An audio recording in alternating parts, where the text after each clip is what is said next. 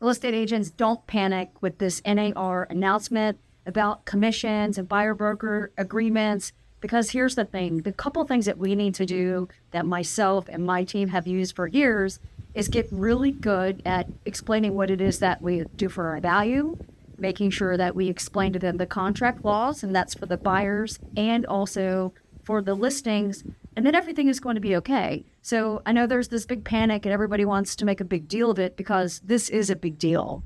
So the thing that we have to get really good at is the skills and adding value so that when we speak to people, we can say to them, hey, listen, this is what you're hiring for, and this is how I get paid. And at the end of the day, quite honestly, the buyers have been paying our commissions all along because it's built into the sales price, right? So I want to say that again, because sometimes even saying it to my team, they're like, what do you mean?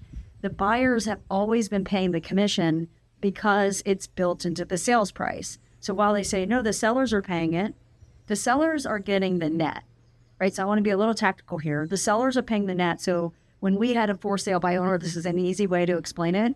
You know, if you go do a for sale by owner, what's the first things that they say? They say, well, I want to pay less because you're not paying the commission. So then the buyers get a lower sales price. But when the commissions are built in, the buyer pays a higher price.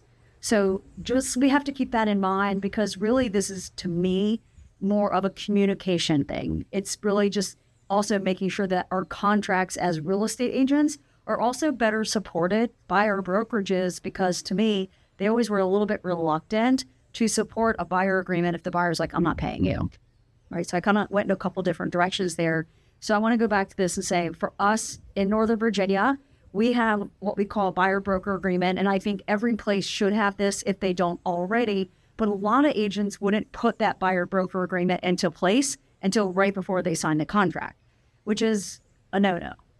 What we should be doing, and what we always do, is when we first meet with somebody as a buyer and we say, hey, we agree to work with you. We do our consultation. We agree to work with you. Before we even take them out into our car or meet them at a property, we go over the buyer agreement contract so that they understand that, hey, the first thing is that we have to create a relationship, because if I'm starting to give you advice about what we're getting ready to do, then we have to be in a contractual relationship with them.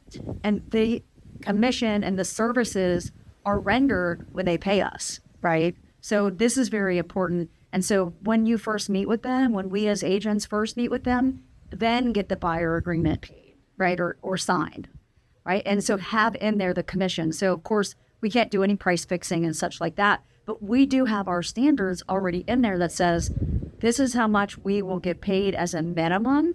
And that if that they agree that we are getting this offered by the seller, that this is the amount that we charge, right? We, the brokerage, we as the agents.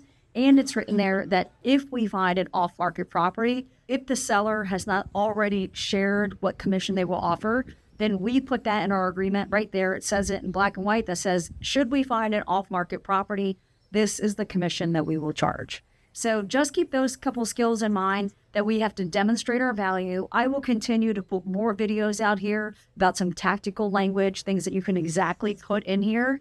And as well, if you have some comments or questions, go ahead and add those in the comments below, and we'll make sure that we offer you some help in that. So again, also, if you haven't already, then please do subscribe to my channel, because I know there's going to be a lot of videos and content out there about this. But one thing I really want to make sure that you get is some tactical answers about how you can implement this and make it work for you. So again, we have to make sure we demonstrate value, right? Just like a lawyer or an accountant or anybody else that's service-based, we sign an agreement with them, and then we are like, what is the value you're giving me? If they agree that I'm the person, you're the person, they sign a contract. So we have to make sure we demonstrate the value. We get the buyer agreement talked about and signed up front before we start doing agency work, which has always been the law. And then we have to explain to them how the commissions work, which is what we get paid. And we get paid at the closing, or quite honestly, we often charge, if we're working with an investor, we sign a retainer fee because they take a lot of work. All right. So these are the core things that we have to do. Just get really good at those skills. Then on the listing side, look for the video that I've got about how to communicate more with the sellers, because we've already put this into place. So I'm going to make sure that you see the content and how we've always used it, and how we will continue to make sure that they understand how these things work. All right. If this has been helpful, please give me a thumbs up, subscribe to the channel so that you can get this continued information so that we can make sure that your skills are rock solid as we move forward with this buyer agency and the commissions just handled in a little different way. All right. See you soon.